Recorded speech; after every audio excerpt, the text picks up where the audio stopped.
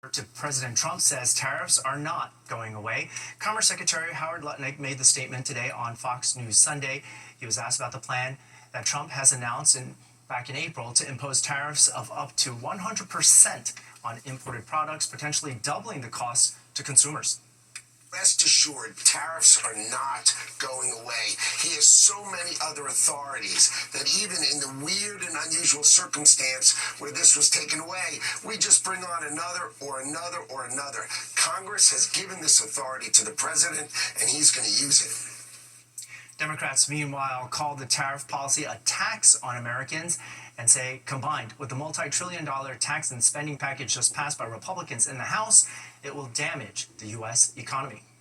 Republicans are trying to push forward this big, ugly bill that's going to literally cut as many as 7 million Americans off of their health care at a time when Donald Trump's tariff tax is literally raising the cost of groceries. The Trump administration says tariff negotiations are moving ahead with several countries. And developing news off the coast of Connecticut, the Coast Guard rescuing 2 people after a small plane crashes. The Piper PA-32 declared an emergency and then went down around 10:30 this morning southeast of the Thimble Islands in the Long Island Sound. This is near Branford, Connecticut. The people rescued from the water were taken to the hospital with what's considered non-life-threatening injuries. And the NYPD is searching for a suspect they say attacked a man on a Brooklyn street. A 27-year-old victim was on Avenue U in Gravesend around 4:30 Saturday morning when police say the suspect, seen here, approached and attacked him, punching, slashing his face, stabbing him in the arm before running off on foot. The victim was able to walk himself to the hospital. He is expected to be okay. And the NYPD also searching for 2 suspects after a jewelry store robbery in New Dorp, Staten Island. Investigators releasing this surveillance video of the people they are looking for.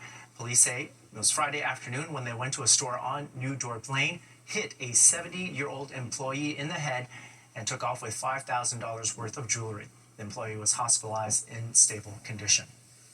Mayor Eric Adams makes a historic pick to head the city's Parks and Recreation Department. Today, the mayor appointed Iris Rodriguez Rosa as commissioner. She is the first Latina to hold that position. She has been with the Parks Department for nearly 40 years. Today marks the beginning of Pride Month, and in Queens, nearly 60,000 people gathered for the annual Pride Parade. This was in Jackson Heights, now in its 33rd year. Before the parade, a rally was held to draw attention to a gay Venezuelan man deported by the Trump administration for alleged gang ties. But LGBTQ plus leaders say Andre Jose Romero Hernandez was seeking asylum in the U.S. for being gay and that he should be released. Andre's story needs to spark a national outcry, and we are starting that today here at Queens Pride. And we say to Andre, we see you, we stand with you, and we will not be silent. Hernandez was named the honorary Grand Marshal of today's parade. Racing up 104 stories to never forget. The emotional stories from the men and women who participated in today's Tunnel to Towers climb. And Audrey Puente is here with the forecast. Hey, Audrey. Hi, Arthur. Well, we have comfortable conditions out there tonight. Lots of clouds in place, a couple of sprinkles to the north, but our temperatures are pretty decent. We do have a frost advisory for parts of Sullivan County and heading up towards northern Pennsylvania. We're actually going to do a flip around. It's going to feel like summer this week. I'll have the details coming up. You're watching the 10 o'clock news.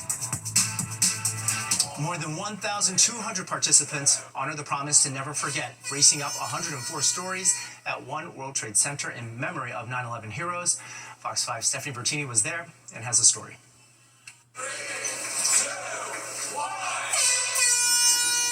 The 9th annual Tunnel to Towers tower climb. It just means a lot to come out and really support a great cause, raise money, and compete. Dominic Palermo from Staten Island, the first to finish this year. Among the participants, first responders, veterans, and others who have been touched by 9/11. I feel great. It was awesome to do it. It was a privilege. The challenge is tough. Participants climb 104 flights of stairs from the basement to the 102nd floor of One World Trade Center. This year, our very own Marianne Zellner, executive producer of Good Day New York, among those who completed the climb. It's a reminder every single day about how blessed we are, and to be able to do this and for such a great cause, and to never forget. It's so awesome.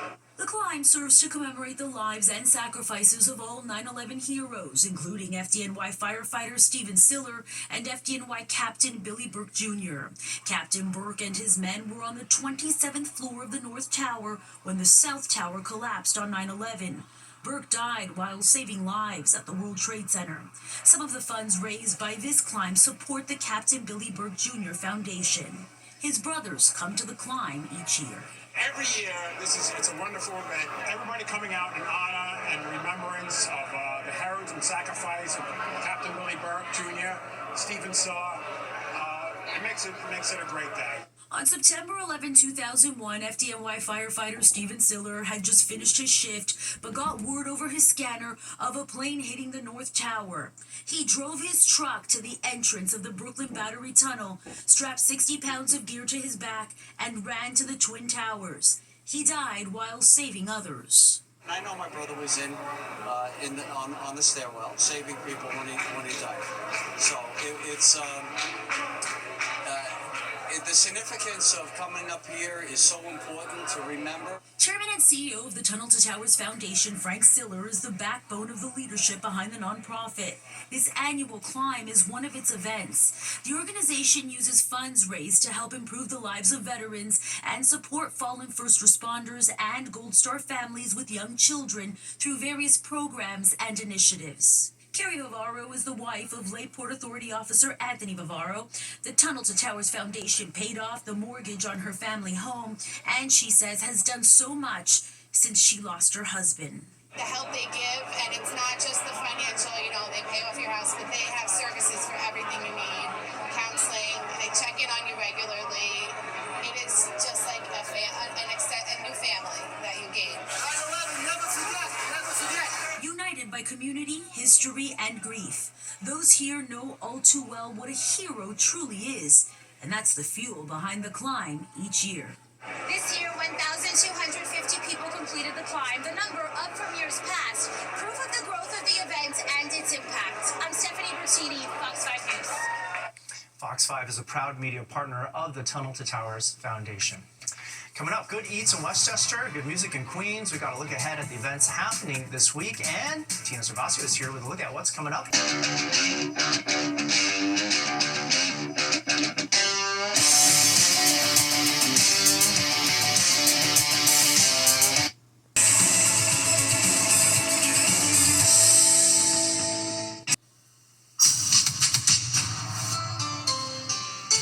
Time now for a look ahead at some stories happening this week.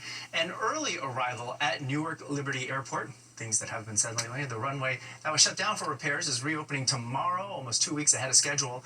The $121 million construction project began back in March. The opening is expected to alleviate delays that have been plaguing Newark Airport. More than 100 local restaurants and a selection of world-class wines and spirits will converge in Westchester Tuesday. The Westchester Magazine Wine and Food Festival runs through next Sunday. The 15th annual event is set to bring together top-notch pairings of wine and food. Tickets are available on the magazine's website. And Governor's Ball will rock Flushing Meadows Corona Park Friday through Sunday. Some of the top billed names include Tyler, the Creator, Olivia Rodrigo, and Glass Animals. Tickets are still available, prices starting at $179. And we are just 2 weeks away from the start of the FIFA Club World Cup. And in preparation for the colossal event, volunteers received their official uniforms and assignments. This was in Rutherford, New Jersey today. 130 volunteers were expected to stop by to pick up their packages. Today has been the kickoff day, for us even, we've been setting up for the past week or so, so it's nice to be able to give out these uniforms, and yeah, everyone's really thrilled to just be here. We're excited for it too. The FIFA Club World Cup will bring together 32 elite teams from all 6 confederations, with the action set to kick off on Sunday, June 15th. A total of 63 matches will take place across 12 venues in the U.S., with the final being played in our area here at MetLife Stadium. We're going to be right back, but first let's take a look at what we need to know about tomorrow's commute.